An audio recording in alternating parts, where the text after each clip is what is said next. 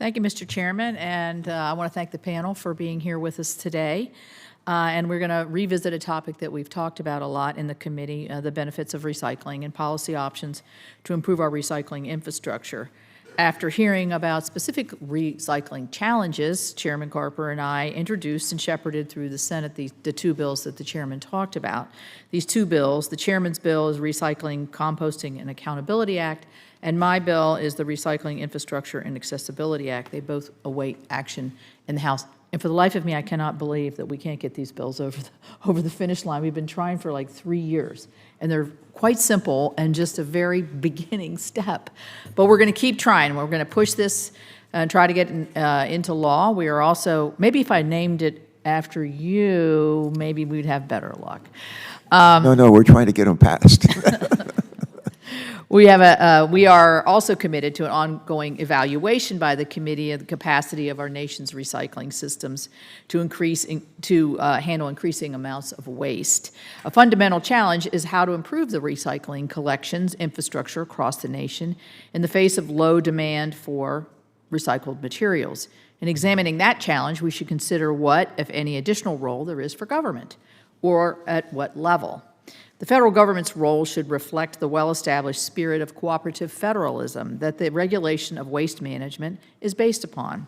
Federal policy solutions should supplement, not replace or override state, local, and private initiatives and programs.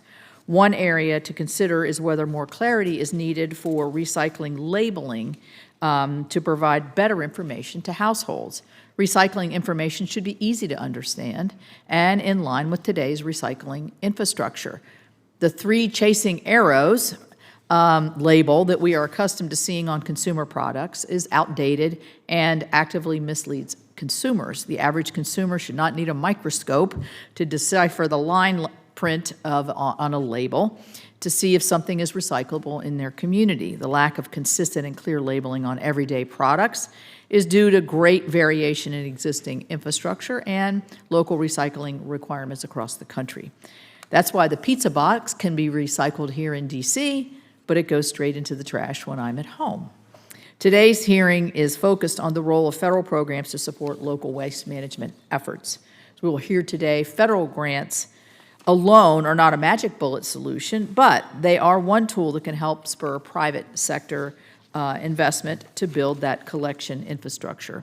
Grant recipients can leverage that funding into zero interest or below interest rate loans. This helps to reduce risk and attract private sector investments into emerging technologies and infrastructure. Competitive grants are also inherently flexible funding mechanisms. This is particularly impactful within the recycling sector, as grants can be tailored to the unique needs of a particular recycling facility or community. So we consider the potential role that federal government may fill in our recycling infrastructure. I do have 2 key areas of concern. First, competitive grant programs are frequently accompanied by rigorous and complex application requirements.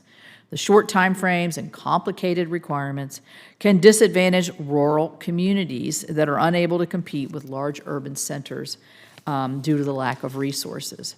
The lack of rural recycling infrastructure is one of the key challenges, I think, facing our recycling system. We must address rural participation in our competitive grant programs.